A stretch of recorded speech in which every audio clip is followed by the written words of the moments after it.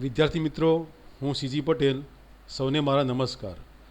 હું આજે તમને ઇંગ્લિશ વિષયમાં લેંગ્વેજ ફંક્શન ડિસ્ક્રાઇબિંગ પ્રોસેસ વિશે અભ્યાસ કરાવીશ.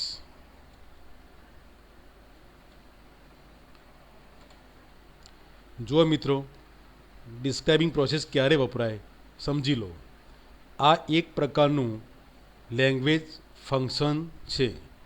જ્યારે આપણે કોઈ ક્રિયાનું વર્ણન કરીએ ત્યારે વાક્યમાં કર્તાને બદલે કર્મને પ્રાધાન્ય આપવામાં આવે છે. ત્યારે આવા પ્રકારના ફંક્શનનો સુચારુ ઉપયોગ થાય છે. આ ફંક્શનમાં પેસિવ વોઇસની વાક્યરચનાઓ વપરાય છે. મિત્રો યાદ રાખશો, એક્ટિવ વોઇસની વાક્યરચનાઓ આમાં આવતી નથી. જ્યારે પણ કર્મને પ્રાધાન્ય આપવામાં આવે ત્યારે પેસિવ વોઇસની વાક્યરચનાઓ વપરાય છે. હવે આપણે દરેક કાળની પેસિવ વોઇસની વાક્યરચનાઓ જોઈશું. જુઓ મિત્રો, આમાં મેં દરેક કાળ આપેલા છે. દરેક કાળની વાક્યરચનાઓ મેં સમજાવેલી છે. પેસિવ વોઇસની વાક્યરચનાઓ સમજાવેલી છે. એટલે તમે એક પછી એક સમજી લો. જો હું સમજાવું, ધ્યાન આપશો. સાદો વર્તમાનકાળ. પહેલો કાળ સાદો વર્તમાનકાળ. તો એમાં કર્મ ઇજ, એમ, આર, ક્રિયાપદનું ભૂતકૃદંત પ્લસ બાય પ્લસ કર્તા પ્લસ અન્ય શબ્દો. જુઓ મિત્રો, ધ્યાનથી તમે સાંભળજો. બીજો ચાલુ વર્તમાનકાળ. કર્મ is, am, are plus being plus ક્રિયાપદનું ભૂતકૃદંત પ્લસ બાય પ્લસ કર્તા પ્લસ અન્ય શબ્દો. પૂર્ણ વર્તમાનકાળ. કર્મ હેવ કે હેઝ, બીન, ક્રિયાપદનું ભૂતકૃદંત પ્લસ બાય પ્લસ કર્તા પ્લસ અન્ય શબ્દો.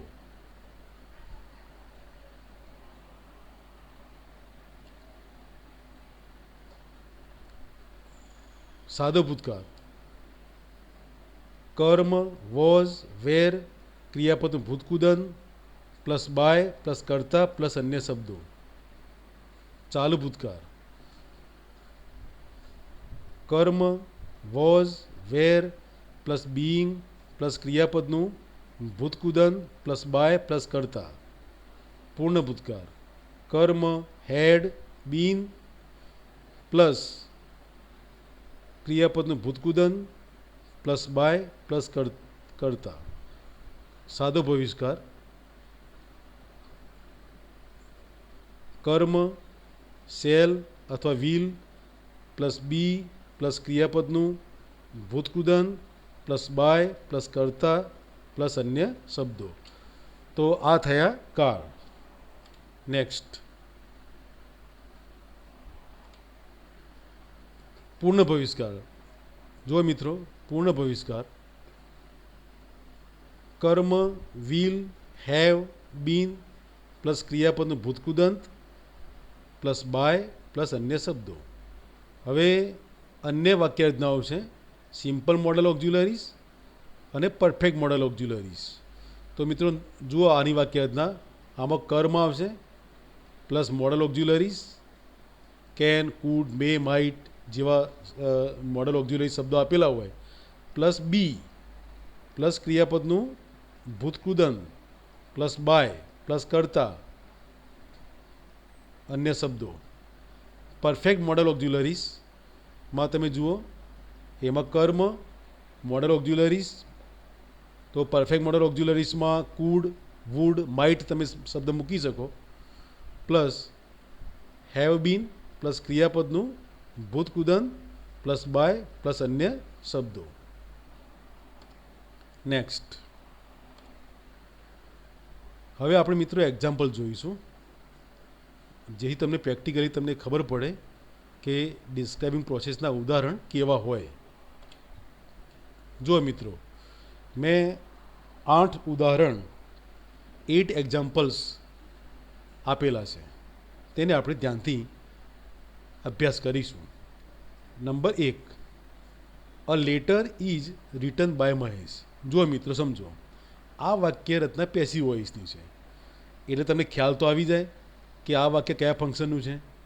તો આ વાક્ય ડિસ્ક્રાઇબિંગ પ્રોસેસનું વાક્ય કહેવાય. કેમ કેમ ડિસ્ક્રાઇબિંગ પ્રોસેસનું કહેવાય? તો જુઓ, સમજો.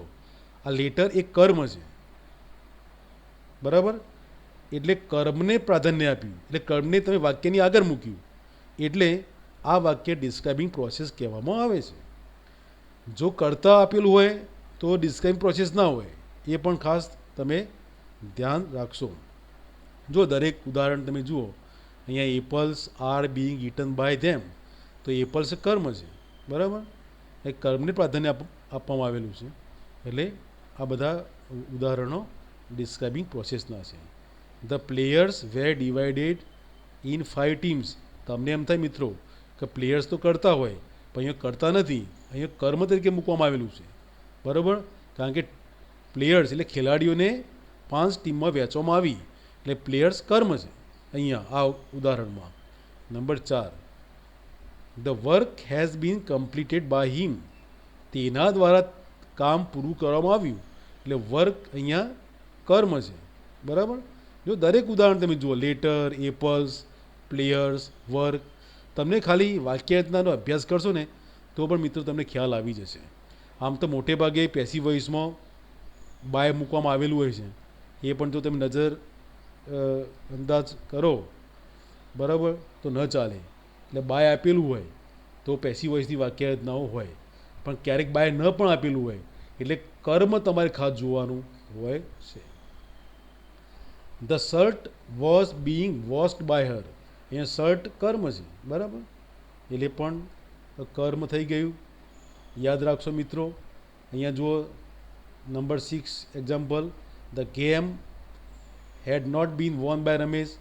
રમેશ દ્વારા આ જે ગેમ જીતવામાં આવેલી ન હતી, એટલે ગેમ એ કર્મ છે, બરાબર? અહીંયા ટી કર્મ છે. 7 એક્ઝામ્પલ, ટી એ કર્મ છે. Tea is made by my sister. Number 8, the construction work should have been done by an engineer. અહીંયા કન્સ્ટ્રક્શન વર્ક આ કર્મ છે આખું, બરાબર? આ શુડ, આ મોડલ ઓક્ઝ્યુલરીઝ જે આપણે આગળ વાક્યરચના જોઈ ગયા. તો આ પ્રમાણે જ્યારે વાક્યમાં કર્મ વાક્યની શરૂઆતમાં આવે ત્યારે એ વાક્યરચના ડિસ્ક્રાઇબિંગ પ્રોસેસની સમજવી. ફરી સમજી લો, જ્યારે કર્મ વાક્યની શરૂઆતમાં આવે ત્યારે જે વાક્યરચના ડિસ્ક્રાઇબિંગ પ્રોસેસની સમજવી. Next, select and write the most appropriate રિસ્પોન્સીસનો અભ્યાસ આપણે કરીશું મિત્રો. પરીક્ષામાં વાક્ય ઓળખવાનું પણ પૂછાય છે, સાથે સાથે આવા પ્રકારના સંવાદ પણ પૂછાતા હોય છે, જેમાં તમારે એક સંવાદ જે સાચો હોય તે લખવાનો હોય છે.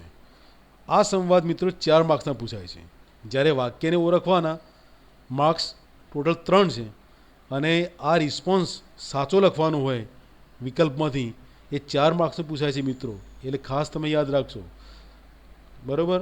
આમાં તમારે સાચો વિકલ્પ પસંદ કરવાનો હોય છે. આમાં ટીચર અને સ્ટુડન્ટ, શિક્ષક અને વિદ્યાર્થી બંને સંવાદ કરે છે. હવે ટીચર વિદ્યાર્થીને પૂછે છે, બરાબર? અહીંયા ટીચર અને સ્ટુડન્ટ બંને સંવાદ કરે છે. હવે ટીચર પૂછે છે, હુ હેઝ રિટન એન એસે. કોને એસે લખ્યો છે? અહીંયા પ્રશ્નચિહ્ન આવે મિત્રો, રહી ગયું છે મારાથી.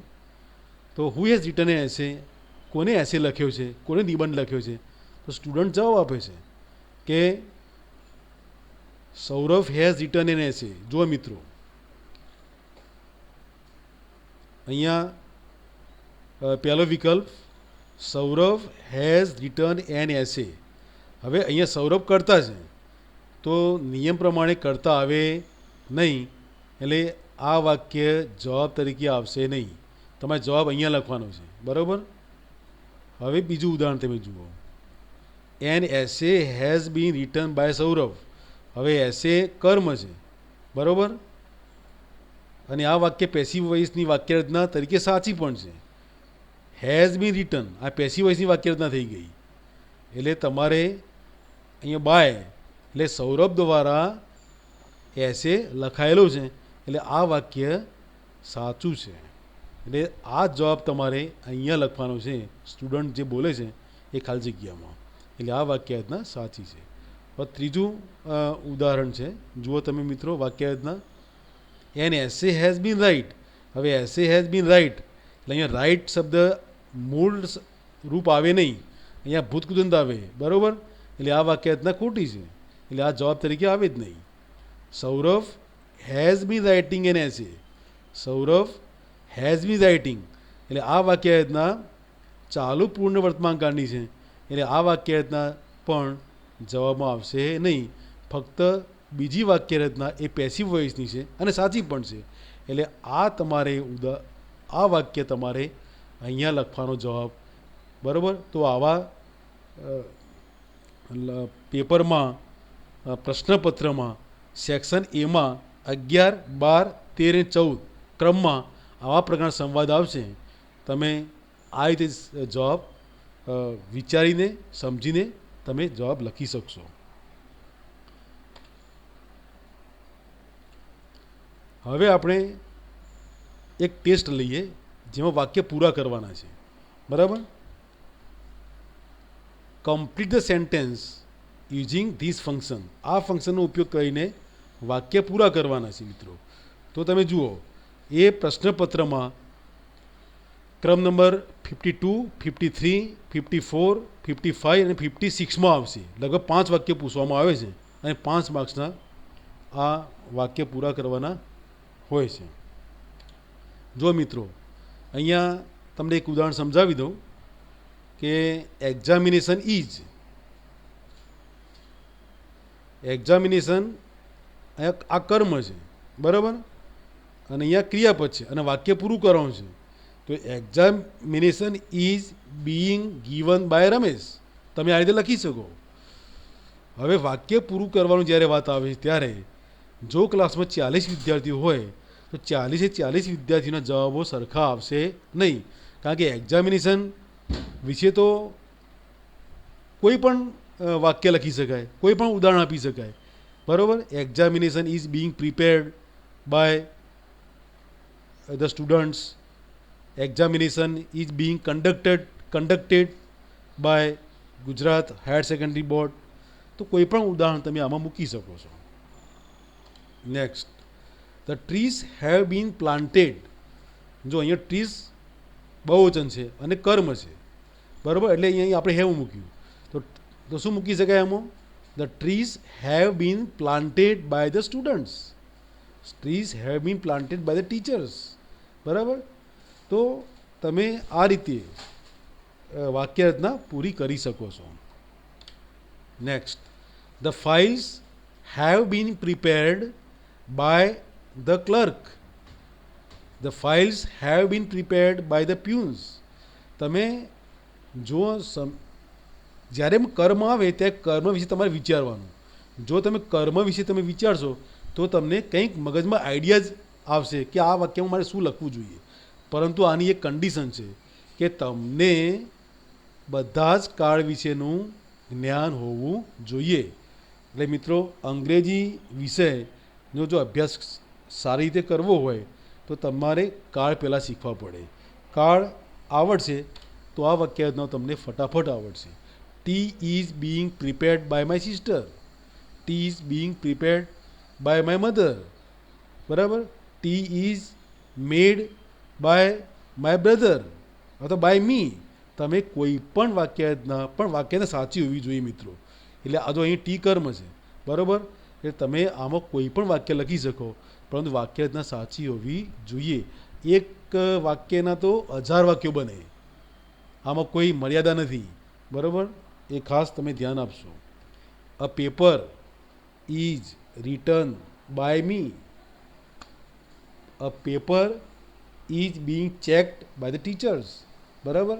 એટલે તમે આવા પ્રકારના ઉદાહરણ મેં તમને કહ્યું તે પ્રમાણે બોર્ડ પ્રશ્નપત્રમાં 52, 53, 54, 55 અને 56 બરાબર એ ક્રમમાં આવા પ્રકારના વાક્યો આપેલા છે.